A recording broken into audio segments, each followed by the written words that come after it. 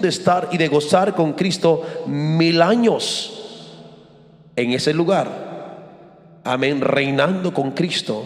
Y ahí la palabra se va a cumplir, que ahí seremos reyes y seremos sacerdotes del Señor, que vamos a enseñar al mundo cómo se juzgará con justicia, cómo es que tiene que juzgar, el mundo, como lo va a hacer la iglesia, como lo vamos a hacer nosotros en aquel tiempo. No va a haber nadie que pueda estar, queriendo vivir a su manera. Todo va a haber un control absoluto. Va a ser un reino perfecto. Por eso Él dice que va a regir las naciones con vara de hierro. O sea, significa que va a ejercer todo su poder sobre todas las naciones de la tierra. Mas le valga a usted y a mí que estemos a favor del reino de Cristo en ese entonces. Amén.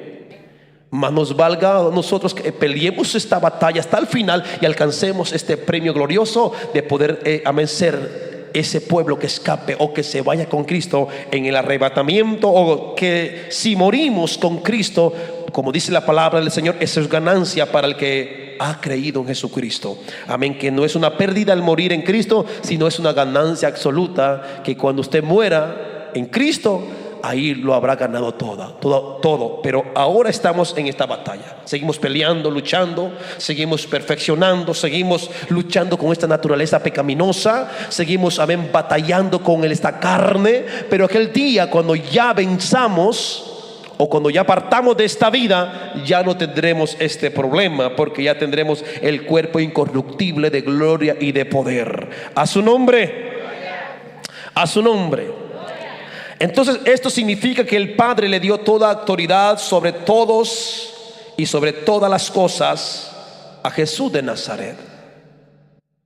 ¿Usted cree que Satanás, en un momento dado de su vida, cuando él lo tenía como prisionero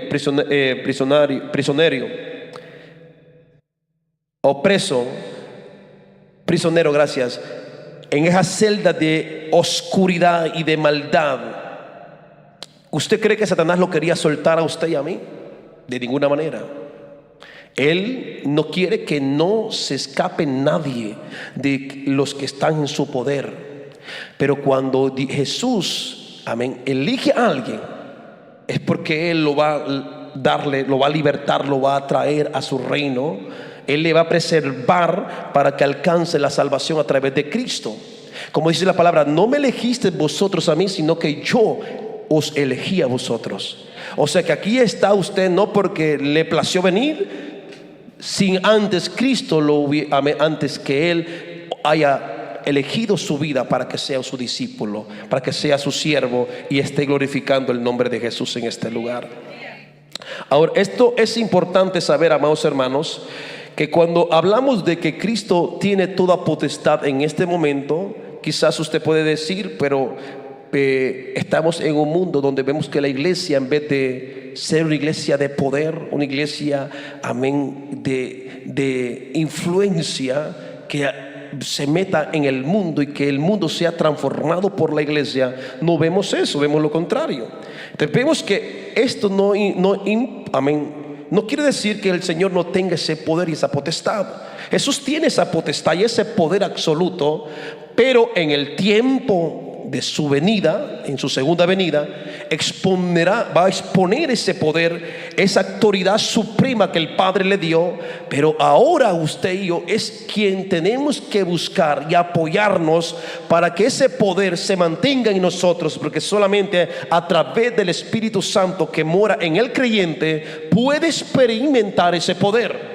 Porque imagínense, Satanás de otra forma nos acecha, nos pone tentaciones, unas que otras quizás son muy, recias, fuertes. Pero aquel creyente que está bajo el poder del Espíritu va a vencer todas estas tentaciones, va a vencer la prueba a través de la fe, va a vencer la prueba a través del Espíritu Santo, cuando es el creyente, guiado por Él, por el Espíritu de Dios. Pero eso es muy interesante que a la iglesia se le ha dado poder, se le ha dado autoridad, se le ha dado dominio, armas de poder, armas gloriosas que el mundo no tiene, pero que sí la iglesia tiene para que venzamos todas las fuerzas infernales de las tinieblas.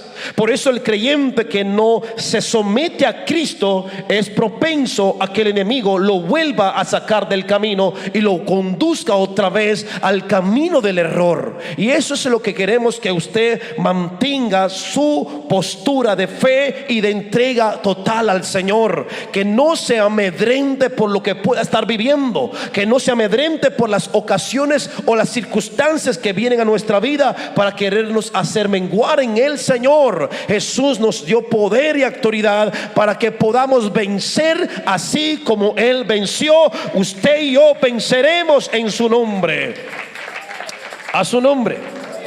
Así que yendo al versículo 19 dice, ya es después que nosotros entendemos que a Cristo se le dio toda potestad y todo dominio, dice en el versículo 19, por tanto, ya sabiendo que usted, o ya sabiendo que la iglesia la que Cristo compró, amén, que Cristo tiene toda la potestad y toda autoridad, consciente de eso, Jesús nos dice acá, y aquí viene el mandamiento, aquí viene la gran comisión, aquí viene lo interesante, el cual no podemos pasar por alto, porque aquí es un mandamiento general. Es un mandamiento que se le dio a todo el creyente, a todo el pueblo del Señor, a todos los discípulos. Por tanto, id y haced discípulos a todas las naciones. Y este es lo interesante acá, que aquí recibimos todo este mandamiento, pero lamentablemente la iglesia no ha llegado mucho más lejos que debe, amén, que quizás como ahora que quizás tenemos tanto los medios sociales para poder expandir con más efectividad el evangelio al mundo entero, pero no lo estamos haciendo como debería, porque quizás no lo sentimos tan comprometidos, o como que no es con nosotros el llamado o el mandamiento. Pero aquí viendo este versículo, la palabra por tanto, hay varias frases que pueden ser, amén, quizás similares a esta palabra, por tanto, o por lo tanto.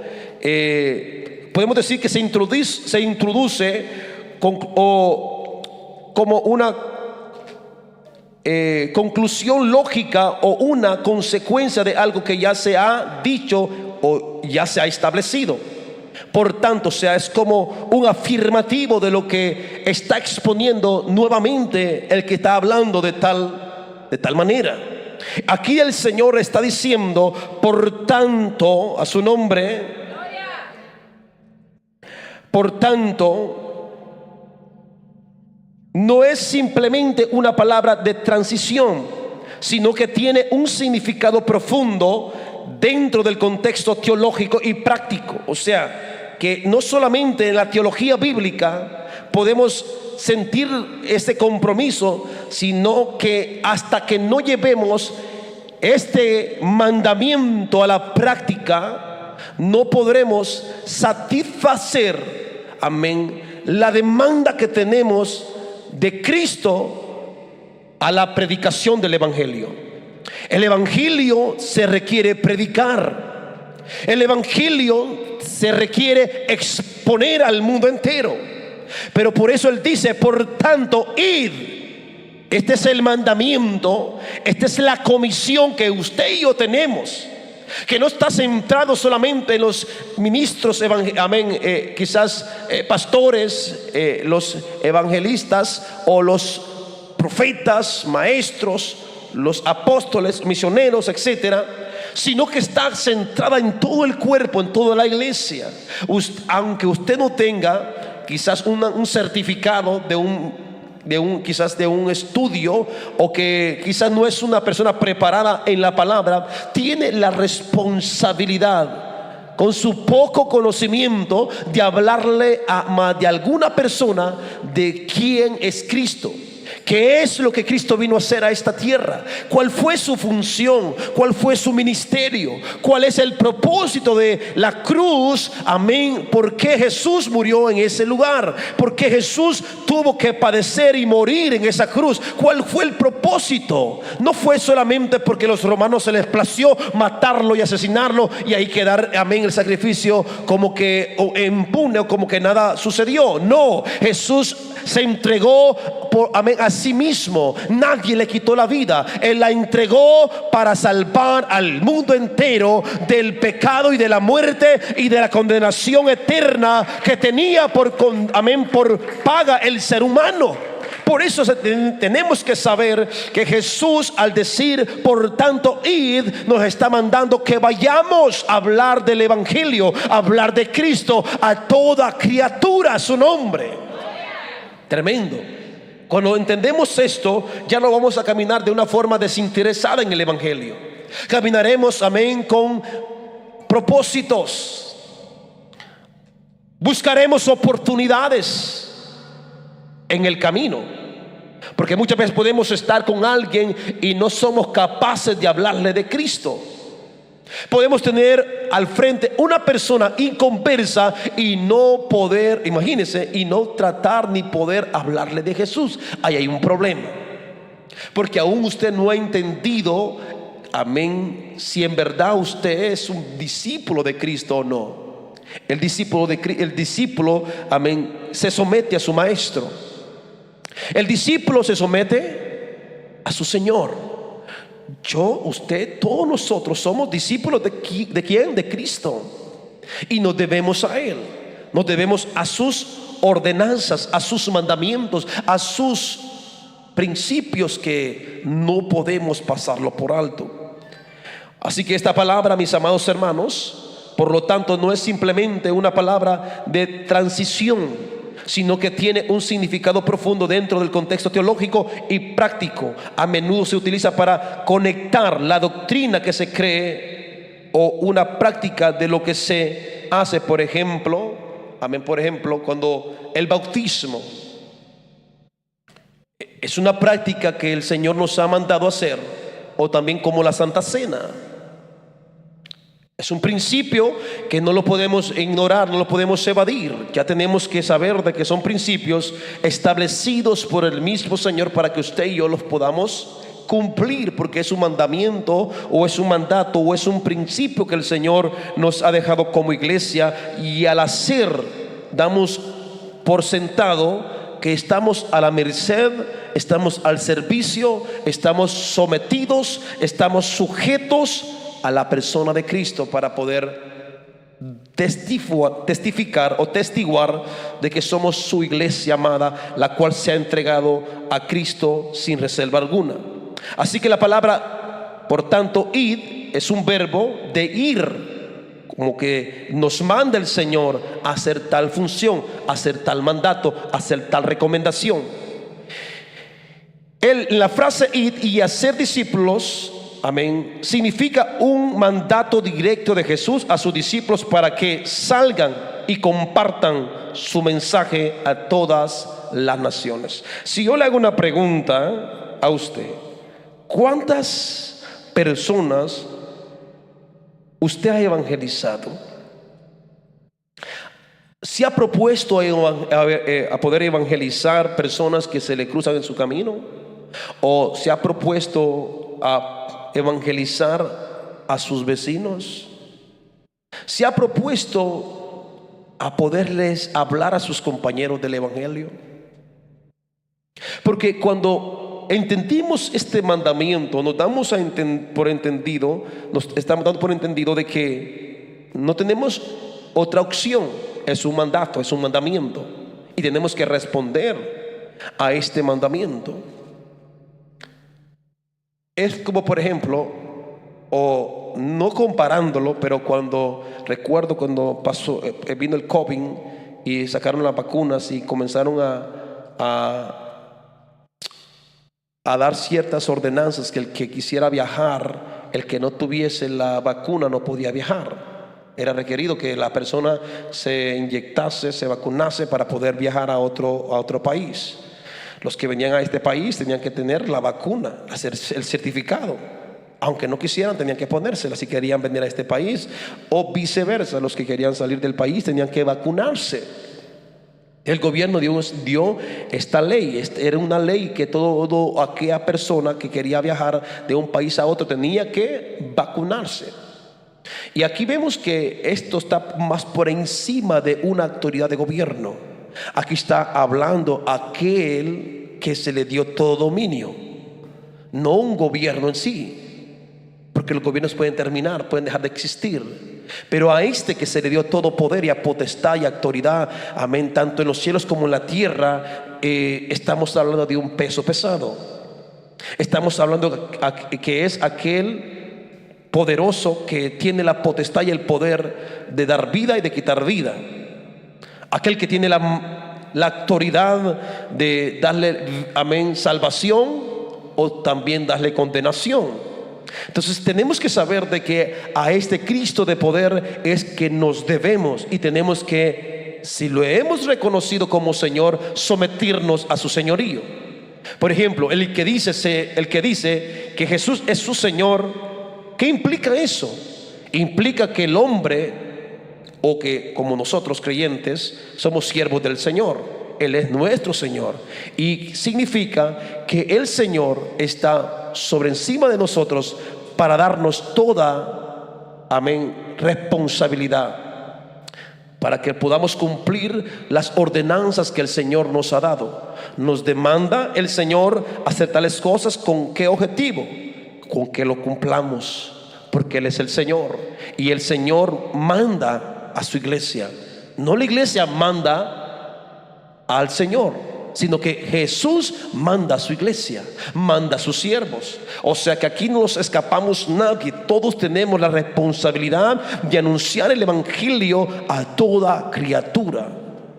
Es por ejemplo, un padre de familia que le diga a su hijo: mira, ven acá, quiero que me hagas esto y lo otro, amén, aquí en casa. Y usted se va confiado que su hijo va a hacer tal cosa. Usted regresa y ve que las cosas no se han hecho ni se tocaron. ¿Usted cree que usted no se va a molestar, amén, con el hijo o la hija que no hizo tal cosa porque usted le dio la responsabilidad? Claro que se va a molestar, claro que se va a enojar, claro que se va a incomodar, y es más, puede hasta castigar a su hijo o a su hija por desobediencia. Y aquí, cuando no cumplimos este mandato, estamos dando a conocer que Jesús no es nuestro Señor, porque no lo estamos obedeciendo. Imagine qué tremendo, es terrible.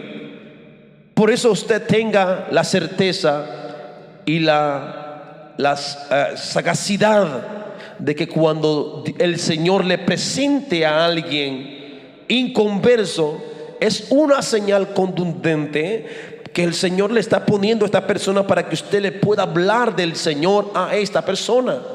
Porque no sabemos lo que puede estar pasando en esta persona, si está a punto de morir, si está desesperado, anhelando una palabra, una salida a un problema, y usted le presenta el evangelio como la única resolución a la aflicción, amén, quizás a la depresión y cuantas otras cosas que están consumiendo las personas que viven sin Cristo. Pero por eso necesitamos, no solamente para hablarles de la salvación que se recibe a través de Cristo, sino que también hay bendiciones que el Señor da cuando vivimos en el camino de Él. El enemigo no lo va a seguir mangoneando con depresión. No creo en un creyente depresivo. No creo en un creyente, amén, con tanta ansiedad. No creo en un creyente que viva para Cristo, que viva atado por el enemigo. No creo en ese creyente. Es porque quizás no se ha entregado de corazón si vive de esa manera. Pero el creyente que se entrega en espíritu y en verdad, las cadenas de que, amén, que el enemigo ha puesto en su vida, amén, serán rotas y será una nueva criatura. Porque por eso Jesús vino a darnos vida y vida en abundancia. Por eso Él nos dio poder y potestad. Por eso Él dice: toda esta potestad, todo lo que el Padre me dio, yo se lo doy a mi iglesia.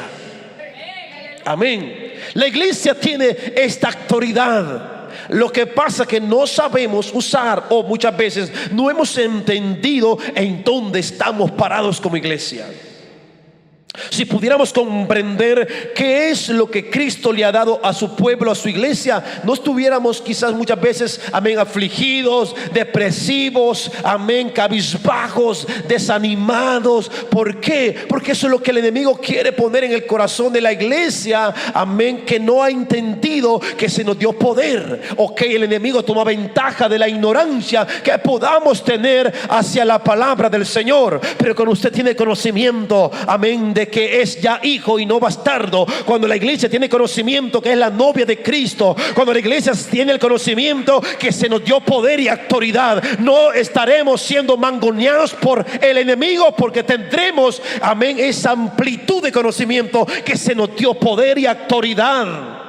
Por eso un verdadero creyente no puede ser endemoniado. No le pueden dar maleficio, no le pueden hacer brujería, no le pueden dar quizás tierra de muerto para derrotarlo. No puede. El mal no puede prosperar en aquel que ha sido lavado y comprado con la sangre de Cristo. Por eso a la iglesia se le dio poder y potestad, y aquí es donde lo interesante. Por tanto, id con esta autoridad, id con este poder. En otras palabras, id al mundo con esta autoridad que yo les doy como iglesia. Por eso necesitamos entender que usted es la iglesia de Cristo, a la que se le dio poder, a la que se le dio autoridad, a la que se le dio dominio, potestad para hollar serpientes y escorpiones, para poner las manos sobre los enfermos y sean sanados, para echar fuera demonios. Y si nos dieran cosa mortífera, hablando de brujería, no los harán daño a su nombre. Por eso la iglesia de Cristo, la que es de Cristo, no la iglesia que está hoy en día, por montones hoy en día, hablando de un evangelio extraño. Esa iglesia apóstata no tiene parte de esta autoridad.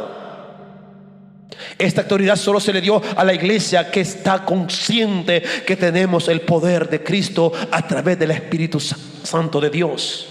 Recuerda la historia cuando Pablo iba hacia Roma, cuando vino la tormenta, la tempestad, que estuvieron muchos días naufragando en el mar, hundiéndose, pero el Señor los preservó y llegaron a la isla de Malta. Y en esa isla, dice la palabra, cuando ellos estaban ahí haciendo, voy a contar rápido la historia, calentándose, Pablo toma una rama entre la gélida noche y la agarra para poner la vara seca en el fuego para que pudiera arder más. Pero en esa, amén, rama venía una serpiente muy venenosa. Y dice la palabra que en ese instante esta serpiente muerde al Pablo. Imagínense, compare una serpiente, los que saben de serpiente, una cascabel. Esa serpiente es terrible. Esa serpiente, una vez que lo muerde, tiene minutos. La barba amarilla en mi tierra, que es una serpiente venenosa, extremadamente peligrosa. Pablo al instante, cuando toma aquella vara y lo muerde, dice la palabra del Señor que Pablo la sacude y la serpiente cae en el fuego. Y los nativos de esa isla estaban viendo a qué horas Pablo caía, porque era una serpiente venenosa, muy peligrosa, donde el que mordía a esa serpiente no la contaba para, amén, no vivía para contarlo. ¿Y qué pasó ahí? ¿Qué pasó? Dice la palabra que la gente pensaba que este hombre venía con una maldición de los dioses, porque cómo era posible que que se salvó en el mar, pero acá vino a atraparlo vino a terminar sus días con una serpiente. Pero mire qué tremendo. Cuando pasaron los minutos, pasaron las horas, pasaron, amén, el momento que se consideraba que era para que estuviera muerto, ¿qué pasó? No cayó. O sea, que ese veneno, ¿dónde se hizo? ¿Qué pasó? Es que lo que la palabra dice, que aún hollaremos serpientes y escorpiones, y si nos dieran cosa mortífera, veneno, cualquier cosa, a un creyente, aún lavado con la sangre del Cordero, aquel que tiene, amén, dice la palabra del Señor, un río, amén, de vida que se da a través del Espíritu de Dios, esa persona tiene esta autoridad y esta cobertura que no le puede Satanás hacer cualquier cosa si Dios no se lo permite. Por eso, iglesia, usted tiene que saber que necesitamos volver a esta postura de saber que hemos sido enviados no con un poder limitado, sino con una potestad de autoridad suprema que Cristo nos dio como iglesia. Por eso esta iglesia tiene que ser una iglesia de poder. Esta iglesia, yo, amén, creo que es una iglesia para que se vean prodigios y maravillas dentro de esta iglesia, porque necesitamos profesar esta autoridad, este poder que se le dio a usted, mi hermano, a usted, mi hermana, para que testifiquemos al mundo que hay una iglesia aún que está manifestando el poder de Cristo en este tiempo final. A su nombre, a su nombre. Así que el Señor nos manda que vayamos a mundo con este demostrativo de poder. Por eso el apóstol Pablo en una ocasión dijo: no vengo con palabras humanas, sino con una demostración de poder en el Espíritu. Porque Saulo o Pablo sabía que solo a través del poder del Espíritu él podría hacer cosas grandes. Y por eso las personas se convertían a ver con sus propios ojos los hechos que se manifestaban a través de los apóstoles, a través de aquella iglesia pequeña pero poderosa en el poder del Espíritu. Una iglesia quizás débil, una iglesia quizás pobre, pero poderosa en manifestar el poder de Cristo en esta tierra. Y eso es lo que yo quiero, que esta iglesia, aunque no seamos una iglesia rica, seamos una iglesia, pero amén, quizás pobre en lo material, pero rica en el Espíritu, rica en hacer cosas grandes, rica en manifestar el poder de Cristo. A su nombre. Porque si somos ricos en el Espíritu o manifestamos el poder de Dios, los endemoniados se van a libertar en este lugar. Los enfermos tendrán que sanarse, los paralíticos tienen que levantarse, las personas que están viviendo vidas, amén, totalmente fracasadas tendrán una oportunidad de ver un futuro con promesa, un futuro comprometedor. A su nombre, iglesia. Dale un aplauso fuerte al Señor. Ahora dice: y hacer discípulos. Mire qué tremendo que el Señor nos manda a ser discípulos. O sea, que vayamos, prediquemos el evangelio, pero que nuestro enfoque sea hacer discípulos. Y esta es la tarea que muchas veces nos cuesta desarrollar. Hace como 2 reuniones me dice el evangelista Kerwin, levante su mano ahí, que era necesario que volviéramos a hacer el discipulado de la cruz del discípulo, que es un discipulado de 6 meses, pero que es muy nutritivo, edificativo, nos aporta mucho conocimiento. Pero sé que hay personas que ya lo recibieron aquí en la iglesia, que ese conocimiento no sé si lo están poniendo en acción o ya lo tienen engavetado. Pero queremos sacar este potencial que el Señor nos ha dado como iglesia. Estamos en un tiempo crucial. Imagínense, estamos en un tiempo que la gente quiere la calle, la gente quiere andar como la gente impía. Usted no puede ni se imagine andar como el mundo anda. Usted recuerde que es la iglesia de Cristo, la iglesia a quien se le comisionó una responsabilidad para predicar el evangelio y no para vivir como vive el mundo secular. Usted es la iglesia de Cristo, que tenemos un gran pero tremendo compromiso de predicar el evangelio de Jesucristo. Yo considero que si cuando recibimos la palabra quizás aceptamos o adoptamos el principio, tiene que haber un cambio. A su nombre. ¿En qué sentido? En que si hemos entendido y hemos explicado que usted tiene una responsabilidad de hablar de Cristo, no es una opción, es un deber, es un mandato, es una orden del general de los generales, del Rey de reyes y Señor de señores, que nos dio esa comisión a usted y a mí para que vayamos a hablar de Él a quien quiera que el Señor o a quien quiera el Señor que se le hable, se le va a hablar. A quien se le ponga por delante, hable del Señor. Sé que van a haber personas que no le va a importar hablar, amén, el evangelio, y lo van quizás a despreciar. Eso es normal, y eso téngalo por seguro, que eso podrá pasar en cualquier momento. Pero no se desanime, porque si uno lo desprecian, o si alguien lo rechaza, 7 van a recibir la palabra. Si una puerta se cierra, 7 se abrirán por allá. Hay que ser promovedores del evangelio. Hay que promover el evangelio de Jesucristo a todo sector que el Señor nos mande. Así que también vemos, dice, y hacer discípulos. Esta palabra hacer nos manda a discipular, a entrenar, a capacitar, a orientar a su nombre.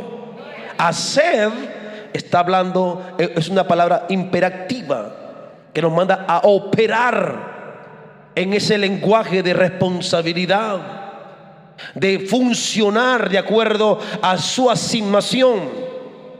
Si usted es un ministerio, si tiene un ministerio de enseñanza, es su papel, es su misión de preparar, de hacer temas, de buscar la forma como, amén, influir hacia otros con el conocimiento que el Señor le ha dado.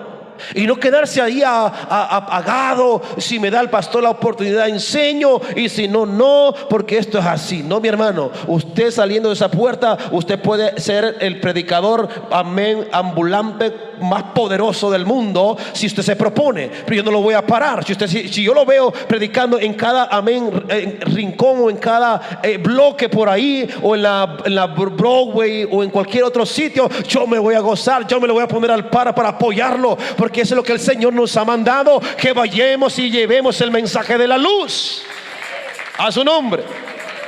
Aunque aquí quisiéramos darle la oportunidad a todos. Si tuviéramos culto todos los días de la semana, aquí tuviéramos diferentes predicadores, pero no tenemos muchos días. Así que tenemos que ver cómo mandar ciertos predicadores a la calle a su nombre. Ahí hay muchos púlpitos tremendos y poderosos y desafiantes. Yo cuando veo personas que están en la calle predicando la palabra, mis respetos, porque esto es de valientes. Mis respetos, porque muchas veces nos van a agredir por hacer eso.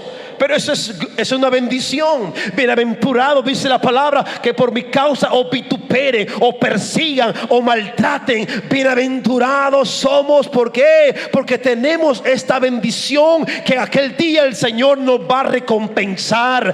Buen siervo, en lo poco me fuiste fiel, vas al regazo de mi Padre, que en lo mucho te voy a poner.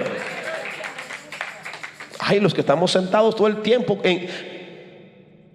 ¿cómo lo vamos a presentar delante del Señor? No, Señor, es que el pastor nunca me dio la oportunidad de predicar la palabra en la iglesia. Y es que yo te mandé para que predicara en la iglesia. Va a decir el Señor, ¿a dónde manda el Señor que vayamos a predicar? Al mundo. Y qué fácil es ahora. Mire qué bueno es el Señor, que usted pone su celular ahí en un estándar de esos y pone en vivo, y ya sale predicando, y le está predicando a multitud de personas. Dios le ha puesto su púlpito en su propia casa. Usted puede hacer su programa de su propia casa, predicar de su propia casa, evangelizar de su propia casa. O si no está aburrido de estar en su casa, váyase por un parque, váyase por una zona bonita ahí de verde, hermosa, para que la gente vea qué bonito es el lugar. Aunque quizás se dejen guiar por quizás ese lugar precioso, pero va a ir el mensaje de salvación, amén, llevándolo a la comprensión que lo que el Señor está haciendo es que quiere salvarlo a través del evangelio. A su nombre, iglesia. Así que espero que muy pronto esté viendo por diferentes plataformas a muchos hermanos aquí predicando la palabra. Hay que usar los medios para esto, porque si usted no los usa para sacarle provecho, el diablo los está usando para llevar a la inmoralidad a muchos que aún están en la iglesia. A su nombre. Entonces, mis amados hermanos, es necesario saber que como iglesia tenemos la responsabilidad de ir y hacer discípulos. Y el discípulo, hermano mío, una vez que esté formado, es una persona que sigue las pisadas del maestro.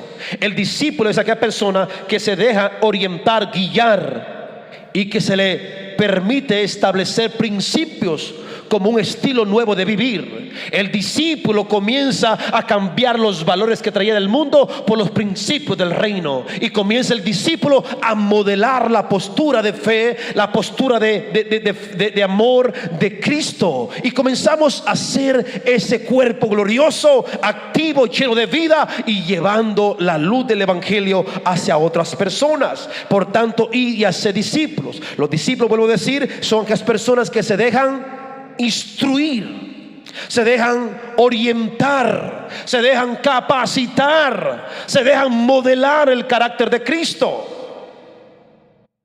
Y cuando no se puede, o cuando las personas no quieren de esto, no puede ser su discípulo. El discípulo es aquella persona que está determinado a dejarlo todo por el maestro. Y el maestro por excelencia, ¿quién es? Cristo. Ahora, a todas, dice, discípulos a todas las naciones. O sea que es un mandato que tenemos que ir a llevar el evangelio. Y aquí viene lo interesante: al mundo entero, bautizándolos. Sabemos que este es un principio de fe para alcanzar la salvación, bautizándolos en el nombre del Padre, del Hijo y del Espíritu Santo. Este es el modelo, esta es la fórmula que Cristo estableció, el modelo de bautizar a las naciones. Y posiblemente, si tuviéramos tiempo para explicar acerca que por qué hay ese debate actualmente entre la iglesia pentecostal unicitaria con la iglesia trinitaria, es porque ellos no creen en este bautizo, el que Cristo estableció. Jesús aquí dio el modelo o la fórmula correcta de cómo tendría la iglesia que evangelizar al mundo entero, y una vez que sean discípulos, bautizarlos. O sea, no se puede bautizar a una persona sin este conocimiento, sin ser instruido en la palabra, en la doctrina de la fe. Por eso se requiere que antes de bautizarse se enseñe estos principios. ¿Por qué tengo que bautizarme? ¿Para qué tengo que bautizarme? ¿Cuáles son mis ventajas y desventajas si no lo hago o si lo hago? Entonces, cuando lo hacemos de esta forma correcta, de la forma trinitaria, amén, en el nombre del Padre, en el nombre del Hijo y en el nombre del Espíritu Santo. Mire que dice aquí, ¿ven? Bautizándolos en el nombre del Padre, los que fueron a la escuela primaria esto lo enseñan. Cada vez que llegamos a una coma, significa que ahí se separa la persona o de lo que se está hablando, para darle continuidad a otro punto. En el nombre del Padre es una persona, y vamos con otro objetivo, y en el nombre del Padre, del Hijo, que es Cristo, coma.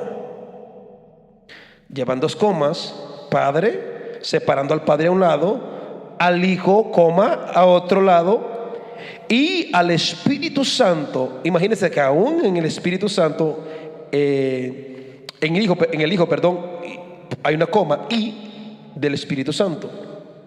Pero en esencia divina, es un solo Dios.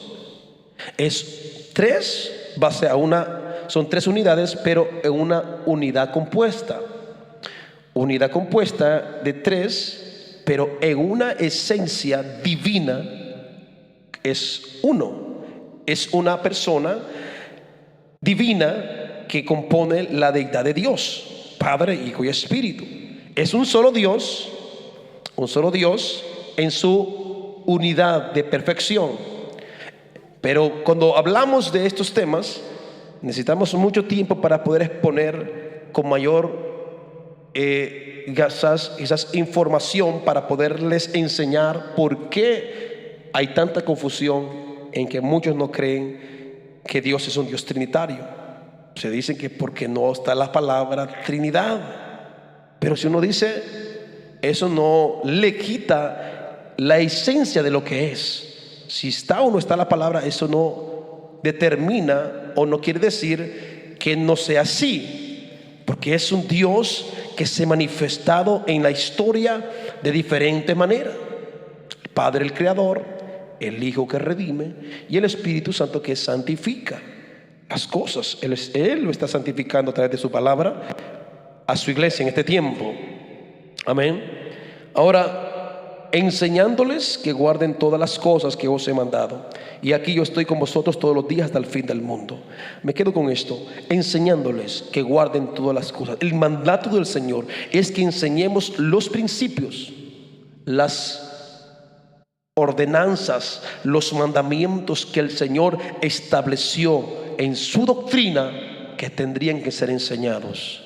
Como por ejemplo el bautismo, y estamos planificando hacer este bautismo quizás entre 10 días por ahí. Pero necesitamos que los que se han de bautizar los orientemos para que vayan con una mente abierta a las aguas y comprendan que ese paso es importante en hacerlo. No es una opción o no es una quizás ocasión que si se dio se bien la recibe, o si no se dio no lo voy a hacer, no estoy ansioso por hacerlo, sino todo lo contrario. Si usted rechaza el bautismo, rechaza la salvación. Aunque el bautismo no salva, porque muchos pueden ser bautizados pero se van a perder en aquel día porque vivieron una vida desordenada. Pero aquel que confiesa a Jesucristo como su Señor y Salvador personal y se bautiza, tiene la seguridad de ser salvo. Mas cuando desechamos el bautismo, también desechamos la ordenanza del Señor. No estaremos cumpliendo con perfección el mandamiento del Señor. Por eso necesitamos que como maestros, como ministros, enseñemos a la iglesia que todos tenemos que ser bautizados de la forma que manda el Señor, no de la forma que enseña la iglesia, amén, pentecostal, la unicitaria, porque no vamos siguiendo un patrón quizás alejado de los principios que el Señor dio acá. Pero bueno, el Señor nos ha dado entendimiento para comprender que esto es lo que Dios o el Señor mandó a través de su palabra que se hiciere, y de esa forma lo vamos a hacer. Guardar amén, es que vamos a cuidar con delicadeza lo que hemos recibido de la palabra del Señor. Cuidar, como dice, enseñándoles que guarden. ¿El que vamos a guardar? Todas las cosas, las enseñanzas. Esta palabra usted la va a guardar. Espero que mañana, desde que salga de acá, si pasa por un lugar público y ve a alguien que puede hablarle, pues hable del Señor, invite, mire su celular, vea su celular y vea el historial de los amigos que tiene, de las personas conocidas, a personas que tiene tiempos que no le llama o que no se ven. Háblele de Cristo. Háblale de Jesús, un mensajito que le dé la amén, que le despierte ese apetito espiritual. No está de más que uno tome tiempo. A veces, amén, somos tal que nos metemos a estas redes sociales y pasamos horas viendo y no estamos aprovechando bien el tiempo para llevar el evangelio a otras personas. Yo le animo, iglesia del Señor, que amén, noche usted se comprometa con el Señor y le haga ver, amén, y el Señor a través de esta palabra le hace ver que Él está interesado que usted comience a responsabilizarse para llevar el evangelio a toda criatura. Use cualquier medio, pero necesitamos avanzar. ¿Queremos ver gente nueva en este ministerio? ¿Lo queremos ver? Si no evangelizamos, no vamos a ver gente restaurada, gente nueva en esta casa. Por eso necesitamos compromiso, y este compromiso comienza de los que están en casa, de usted y de mí. Así que si para el domingo usted pensaba venirse solo, a través de esta palabra está demandado a llamar a alguien para poderlo invitar. Y eso no lo tiene que desanimar si usted invita y al final dicen no puedo, me salió esto, y eso es normal. Eso me pasó a mí. Yo dejaba a mis hermanos que me invitaban todos los domingos que me invitaban, los dejaba engañados, les dejaba ahí esperando, y llegaban a la casa a buscarme y yo me las escondía porque no quería ir a la iglesia. Pero llegó el momento que el Señor, amén, obró y me permitió ir a la iglesia, y bastó una vez para ir a la iglesia para que este vil pecador tomara la cruz, dejara el mundo cruel y le dijera: adiós mundo cruel, nunca más volveré a ti. A su nombre. Porque estamos en este mundo, pero no somos de este mundo. Usted está acá de pasadita. Nuestra patria eterna está arriba, donde está nuestro Señor. Por eso su palabra dice: puestos pues los ojos en el autor y consumador de la fe. O en Colosenses 3:2 dice que pongamos la mirada en las cosas de arriba, donde está ¿quién? Cristo sentado. Allá está el Señor, y allá tiene que estar nuestra mirada. No acá en esta tierra, porque esto se va a deshacer, se va a destruir. Pero el Señor vendrá y no tardará, dice su palabra: y estaré con vosotros todos los días hasta el fin del mundo. O sea, ¿está el Señor aquí? Aquí está el Señor. Aquí está el que dijo: y estaré con vosotros todos los días hasta el fin del mundo. Póngase sobre sus pies, amados hermanos.